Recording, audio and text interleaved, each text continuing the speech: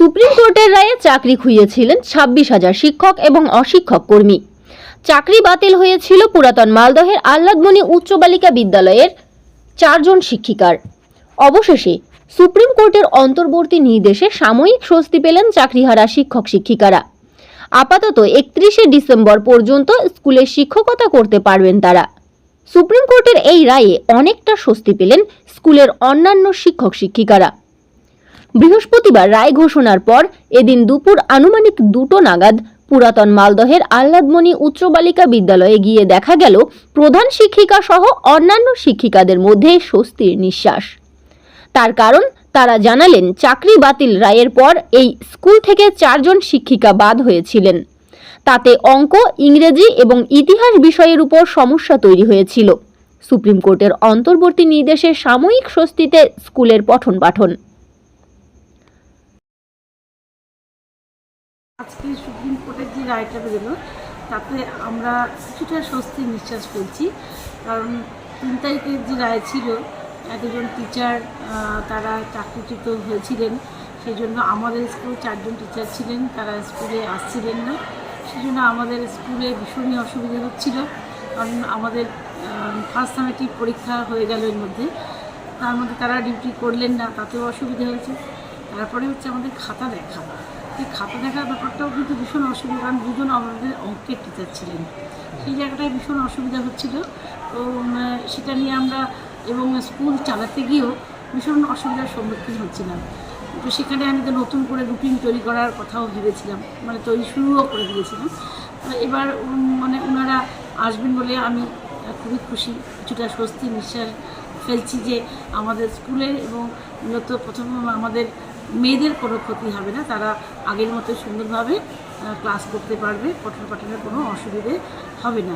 এবং আমাদের যারা সহকর্মী, আমাদের প্রিয় সহকর্মীরা ছিলেন, তারা আসছিলেন না বলে আমাদেরও কিন্তু মনটা ভীষণই খারাপ করছিল। তো সেই জায়গাটায় তারা আসবেন এটা শুনেও আপাতত খুব ভালো লাগছে। যদিও আমাদের এটা 31শে ডিসেম্বর পর্যন্ত তারা আসতে পারবেন, তবুও কিছুটা সময় তারাও পেলেন যে নিজেদেরকে একটা গুছিয়ে নেওয়ার মতো করে। মানসিক যে হঠাৎ করে একটা মানসিক যন্ত্রণা তৈরি হয়েছিল, সেখান থেকে কিছুটা মুক্তি পাবে এবং তারা নিজেদেরকে পরবর্তী পরীক্ষার জন্য, পরবর্তী আগামী দিনে তারা কি করবেন সেই সম্পর্কে একটা পরিকল্পনা তারা করতে পারবেন। এটাও আমাদের ভালো লাগছে। এবং আমরাও যেটা আমাদের সুপ্রিম কোর্টের রায় অনুযায়ী যে 31শে ডিসেম্বরের মধ্যেই নিয়োগ প্রক্রিয়া শেষ করতে হবে বলেছেন, তাহলে আমরাও আশ্বস্ত হচ্ছি যে 31শে ডিসেম্বর পর্যন্ত এই টিচাররা থাকছেন। আর পরবর্তী কী হবে আমরা জানি না, কিন্তু যেহেতু নিয়োগ প্রক্রিয়া 31শে ডিসেম্বরের মধ্যে শেষ হবে, তাহলে আমরা টিচারের অভাব আমাদের স্কুলে কিন্তু হবে না, সেই জন্য আমরা আশ্বস্ত বোধ করছি। বলছি, এই স্কুল কতজন শিক্ষিকা হয়েছিল? আমাদের 4 জন টিচার 16 সালে ছিলেন। আচ্ছা, 4 জন ছিলেন। হ্যাঁ, 4 জন শিক্ষিকা। আচ্ছা, কোন কোন বিষয়ে পড়াতেন? আমাদের 2 জন ম্যাথে ছিলেন, একজন ইংলিশে ছিলেন আর একজন হিস্ট্রি। তো আমাদের তো 4 জন অঙ্কের টিচার ছিলেন, তার মধ্যে 2 জন আসছিলেন না বলে আমাদের খুবই অসুবিধা হচ্ছিল। অঙ্ক সাবজেক্টে আমাদের সবথেকে বেশি অসুবিধা হয়েছে। আর তার সাথে সাথে ইংলিশের একটু টিচারের সংখ্যা বেশি আছে বলে সেটাকে আমরা কোনো রকম সামাল দিয়ে ফেলেছিলাম। আর হিস্ট্রিতেও আমাদের অসুবিধা হয়েছে। হ্যাঁ, মানে পরিস্থিতিটা খুবই খারাপ হয়েছে। মানে আমাদের মানসিকভাবে আমরা খুব বিধ্বস্ত হয়ে পড়েছিলাম।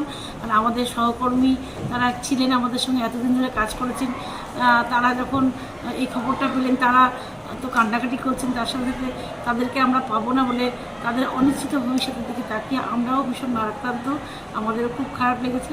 তার সাথে সাথে আমাদের স্কুলের যে অসুবিধাটা, সেটাও কিন্তু আমরা মানে ভীষণভাবে অসুবিধার সম্মুখীন হয়েছি। বলছি, তাদের সাথে কি যোগাযোগ চলছিল মাঝে?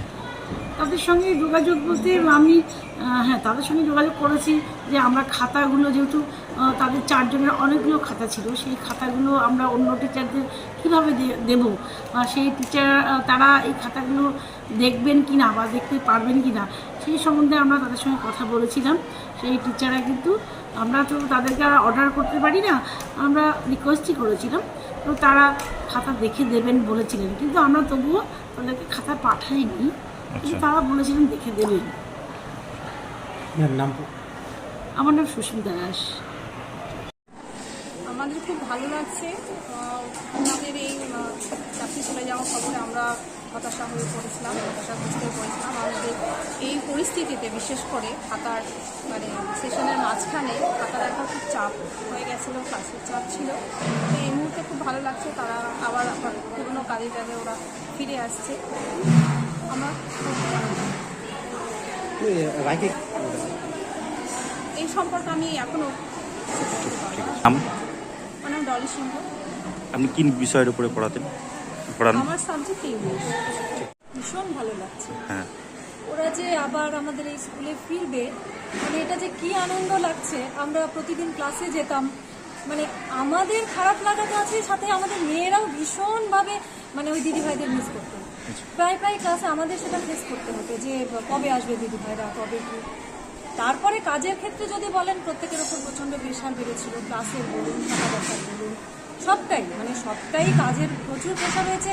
সেই প্রেশার তো আমাদের কমবে, মানে কাজের প্রেশারও যেমন কমবে, সাথে সাথে আমরা মানে মানসিকভাবেও ভীষণ মানে শান্তি পাবো, ভীষণ আরাম পাবো যে মানে ওরা আবার আসছে আমাদের সাথে কাজ করবে। আমার মনে হয় মেয়েরাও এই খবর, মানে এখনো পর্যন্ত ওদেরকে জানানো হয়নি, কিন্তু ওরা এই খবর শুনলে ভীষণ খুশি হবে। মানে এটা আমাদের জন্য খুবই খুশির একটা খবর। যদিও সেটা শুনছি যে 31 ডিসেম্বর পর্যন্ত, জানি না পরবর্তীতে কেমন কি হবে, কিন্তু আপাতত খুব আনন্দ লাগছে যে ওদের চেয়ারগুলো ফাঁকা দেখবো না, ওদেরকে পাশে পাবো। সে তো অবশ্যই বললামই, মানে আমাদের এই ফার্স্ট সামেটিভ এক্সাম হলো, সেখানে ডিউটির প্রেশার ছিল, তারপরে খাতা, প্রচুর খাতা। দেখুন আমরা এই স্কুলে 4 জন ম্যাথের টিচার ছিলাম, তার মধ্যে এখন আমরা 2 জন। তো স্বাভাবিকভাবেই মানে ডাবল প্রেশার যেটাকে বলে নিতে হয়েছে। ক্লাসের ক্ষেত্রেও ঠিক তাই, প্রেশার তো এসেছে। তো এখন ওদের সাথে পেলে সেই চাপটা কমবে হবে। এখন যে রায়, সে রায়কে কিভাবে দেখছেন? ওই যে বললাম, ভীষণ আনন্দ হচ্ছে, মানে খুব ভালো লাগছে যে ওদের আবার সাথে পাবো। আপনার নাম? আমার নাম চন্দ্রকোনা। আপনি কোন বিষয়ের একটু বলে দিন। আমি ওই ম্যাথমেটিক্স।